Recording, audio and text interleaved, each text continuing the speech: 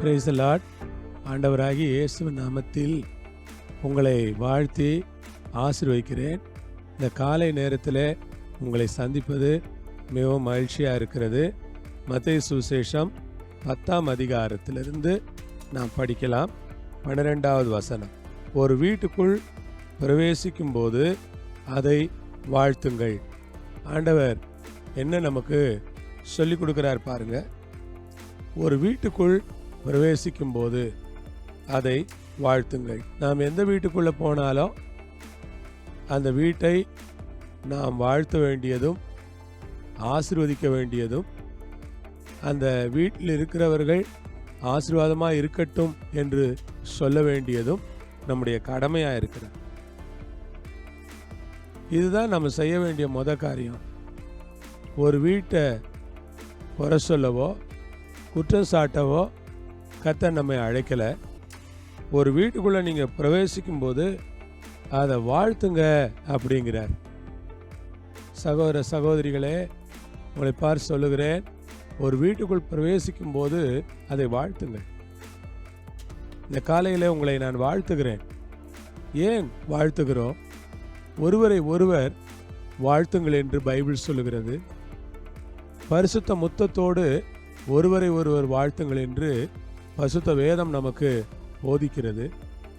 நாம் வாழ்த்தும் போது அது மக்களுக்கு ரொம்ப ஆசீர்வாதமாக மாறுகிறது. வீட்டுக்குள் பிரவேசிக்கும் போது அதை வாழ்த்துங்கள். அந்த வீடு பாத்திரமாக இருந்தால் நீங்கள் கூறின சமாதானம், ஆசீர்வாதம், வாழ்த்து அவர்கள் மேல் வரும். அபாத்திரமாக இருந்தால் நீங்கள் கூறின அந்த வாழ்த்து, சமாதானம், ஆசீர்வாதம் உங்களிடத்திற்கு திரும்பி வரும் என்று வேதம் சொல்லுகிறது. ஏன்னா வாழ்த்துற வீடெல்லாம் நல்லா இருக்கணுமே என்று தானே நம்ம நினைக்கிறோம். ஆமாம், வாழ்த்துற வீடெல்லாம் நல்லா தான் இருக்கணும். ஏன் அப்படி இருக்க மாட்டேங்குது அப்படிங்கிற ஒரு சிந்தை இந்த காலை வேளையில் யோசித்து பார்ப்போமானா, அவங்க பாத்திரமாக இருக்கணும். இந்த நேரத்தில் நான் சொல்கிறேன், நீங்கள் எவ்வளோ பிரசங்கம் கேட்டாலும், எவ்வளோ ஆராதனைகளுக்கு வந்தாலும், எவ்வளவு உற்சாகமாக காணிக்கையெல்லாம் கொடுத்தாலும் கூட நீங்கள் பாத்திரமாக வாழ வேண்டும். பாத்திரமாக என்றால் என்ன? ஒரு மாணவன் ஸ்கூலிலே வாழ வேண்டிய ஒரு வாழ்க்கை இருக்கிறது. அதற்கு அவன் பாத்திரமாக வாழ வேண்டும். ஒரு மனிதன் வேலை ஸ்தலத்திற்கு பாத்திரமாக இருந்தால் மட்டும்தான் தொடர்ந்து அவன் வேலை ஸ்தலத்திலே வைத்து கொள்ளப்படுவான். ஒருவேளை அவன் பாத்திரமா இல்லை என்றால் எப்படி அவனை வேலை ஸ்தலத்தில் வைத்துக் கொள்வார்கள்? அதே போலத்தான் ஒரு பிள்ளை வீட்டில் இருக்க பாத்திரமா இருக்க வேண்டும். அவன் வீட்டில் இருக்க பாத்திரமா இல்லாமல் அவன் இஷ்டத்திற்கு இருப்பானால் அந்த வீட்டில் எப்படி அவனை வைத்து கொண்டிருப்பார்கள்? தேவனுடைய பிள்ளைகளே, நீங்களும் உங்கள் வீட்டில் இருக்கிற அனைவரும் பாத்திரமாக வாழுங்கள். பாத்திரமாக.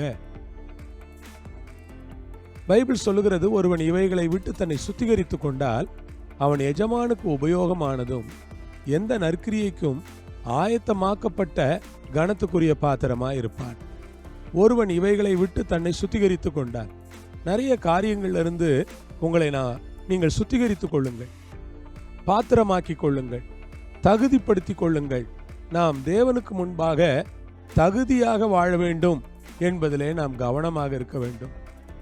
தகுதியற்றவர்களை தேவன் புறக்கணிக்கத்தானே செய்வார். தகுதியற்றவர்களை தேவன் எப்படி தொடர்ந்து சேர்த்து கொள்வார்? நாம் அவிசுவாசிகளாக இருந்தோம், தகுதியற்றவர்களாக இருந்தோம். தேவன் நம்மை தகுதிப்படுத்தி இரத்தத்தினால் கழுவி பரிசுத்தமாக்கி நீதிமான்களாக்கி கொண்டு வந்து வைத்திருக்கிறார். திரும்பவும் நாம் பழைய காரியங்களுக்கு திரும்பி போகும் பொழுது நாம் அபாத்திரமாய் மாறுகிறோம். பாத்திரமாய் இருக்கிற இடத்திலிருந்து விலகி நாம் அபாத்திரமாய் மாறும் பொழுது தேவன் எவ்வளவு துக்கப்படுவார் என்று யோசித்து பாருங்கள். என்னை கேட்கிற தேவனுடைய பிள்ளைகளே, தேவன் நம்மேல் துக்கப்படாதபடிக்கு நாம் பாத்திரமாய் வாழ்வோமா? நம்முடைய அனைத்து செயல்களிலும் நாம் பாத்திரவான்களாய் நம்மை நிரூபிப்போமா? அப்படி இருந்தால் கர்த்தருடைய ஆசீர்வாதம் நம்முடைய வீட்டிலே தங்கும். நம்முடைய பிள்ளைகள் மேல் தங்கும். நம்முடைய வீட்டில் இருக்கிற அனைவர் மேலும் தங்கும். நாம் ஒவ்வொருவரும் ஆசீர்வதிக்கப்பட்டவர்களாய் இருப்போம். தயவாய் உங்களை கேட்டுக்கொள்கிறேன், எந்த காரியங்கள் ஆண்டவருக்கு அபாத்திரமாய் உங்கள் வீட்டில் இருக்கிறதோ அந்த அபாத்திரமான காரியங்களை அகற்றி உங்களை பாத்திரமாய் மாற்றிக்கொள்ளுங்கள். ஜெபம் பண்ணலாம். பரலோகத்தில் இருக்கிற எங்கள் பிதாவே, ஒரு வீட்டுக்குள் பிரவேசிக்கும் போது அதை வாழ்த்துங்கள் என்று எங்களுக்கு சொல்லிக் கொடுத்தீர். நல்ல காரியம் அப்பா. நாங்கள் வாழ்த்தினாலும் அங்கே பாத்திரவான்கள் இருக்க வேண்டும். அபாத்திரமா இருப்பார்களானால் அங்கே அந்த ஆசீர்வாதம் தங்குகிறதில்லை. பாத்திரவான்கள் இருந்தால் அந்த ஆசீர்வாதம் அங்கே தங்குகிறது. அவை எங்கள் வீடுகளில் ஆசீர்வாதம் தங்குகிற அளவுக்கு நாங்கள் பாத்திரவான்களாய் இருப்பதற்கு தேவரீர் எங்களுக்கு உதவிட வேண்டும் என்று நாங்கள் கேட்கிறோம். எல்லாவற்றையும் உடைய பொறுப்புள்ள கரங்களில் தருகிறோம் சுவாமி. இயேசுவின் மூலம் பிதாவே, ஆமென்.